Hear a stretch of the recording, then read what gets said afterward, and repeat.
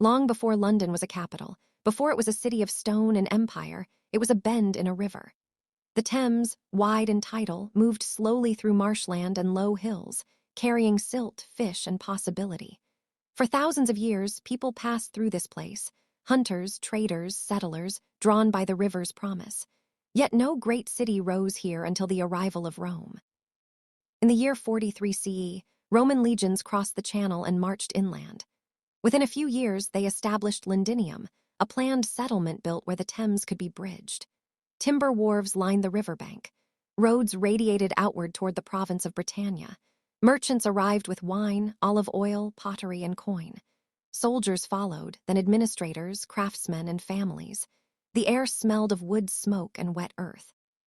For the first time, London existed as a city, small but intentional. Londinium grew quickly, then nearly vanished. Around 60 CE, it was burned during the rebellion of Boudica, queen of the Iceni. The city was abandoned, its streets blackened, its people slaughtered or scattered. Yet Rome rebuilt. Stone walls replaced timber. A basilica rose at the city's heart. Bathhouses steamed, markets buzzed, and the river became a highway of trade linking Britain to the wider Roman world. By the 2nd century, Londinium was one of the most important cities in Roman Britain, home to tens of thousands. Then just as quietly, Rome withdrew. By the early 5th century, imperial authority collapsed, soldiers left, coinage stopped. The city's great buildings fell into disrepair, roofs collapsed, streets flooded. For generations, the walled city stood mostly empty, a ghost of empire beside the river. London did not disappear, but it slept. Life returned slowly, reshaped by new peoples and new rhythms. Anglo-Saxon settlers formed a town west of the old Roman walls, known as Llandenwick. This was a trading settlement rather than a fortified city. Wooden houses, open streets, beach markets along the Thames. Traders arrived from across the North Sea. Wool, slaves, and metal goods changed hands. Power was local, fragile, and contested. By the 9th century, danger came again, this time from the river itself. Viking longships sailed up the Thames, raiding and burning. In response, King Alfred the Great reoccupied the old Roman city, repairing its walls and refounding London as a fortified stronghold. The city shifted back within stone defenses. London became both shield and prize, economically vital, strategically essential. After the Norman conquest of 1066, London entered a new phase of transformation. William the Conqueror understood the city's importance. He confirmed its privileges, taxed its wealth, and built the Tower of London to dominate it. Stone replaced timber. Churches rose in Romanesque arches. Guilds formed, regulating trade and labor. The Thames filled with ships from Normandy, Flanders, and beyond. London was no longer merely surviving, it was consolidating power. Medieval London was crowded, loud, and alive. Narrow streets twisted between jetted houses. Bells rang from dozens of churches. Apprentices hauled goods through muddy lanes. Markets sold fish, bread, meat, and ale. The city smelled of smoke, refuse, animals, and humanity packed tightly together. Disease was constant.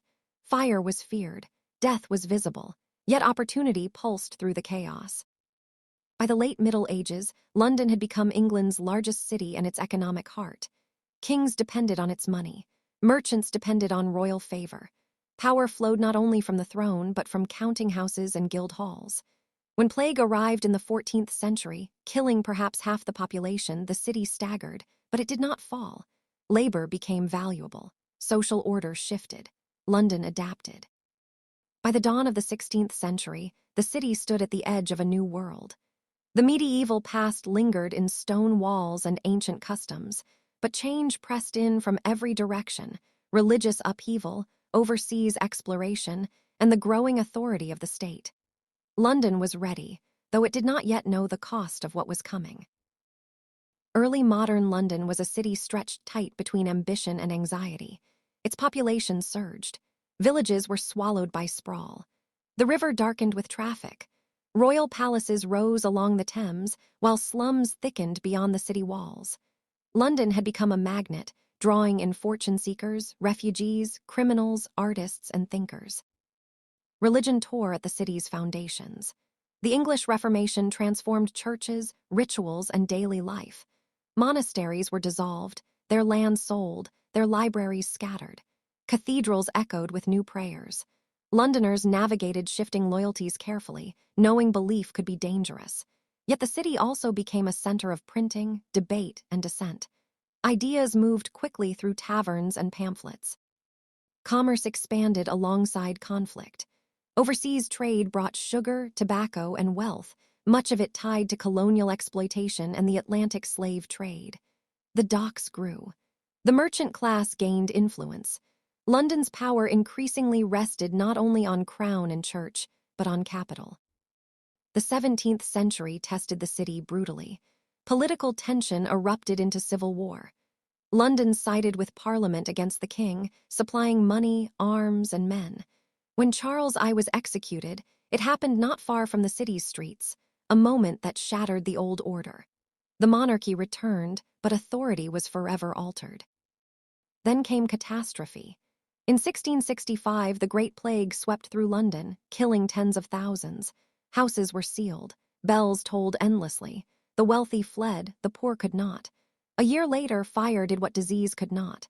The Great Fire of 1666 raged for days, consuming medieval London in flame. Churches collapsed, streets vanished. The skyline turned to ash. Yet from destruction came reinvention. London was rebuilt in brick and stone. Streets widened. Christopher Wren's St. Paul's Cathedral rose as a symbol of renewal. Insurance, banking, and modern finance took firmer shape. Coffee houses buzzed with conversation, speculation, and news. London became a city of ideas as much as goods. By the 18th century, London stood at the center of a global empire. Wealth poured in from India, the Caribbean, and North America. Grand squares and terraces were built for the elite. Meanwhile, poverty deepened in overcrowded districts. Crime flourished alongside culture. The city produced poets, philosophers, and scientists, and also debtors, prisons, and gin-soaked despair. The Industrial Revolution accelerated everything. Though factories lay mostly beyond the city, London absorbed their consequences. Population exploded. Railways carved through neighborhoods. The Thames became polluted, a source of disease and stench. Yet reform followed crisis. Sewers were built. Policing professionalized. Parliament expanded its reach.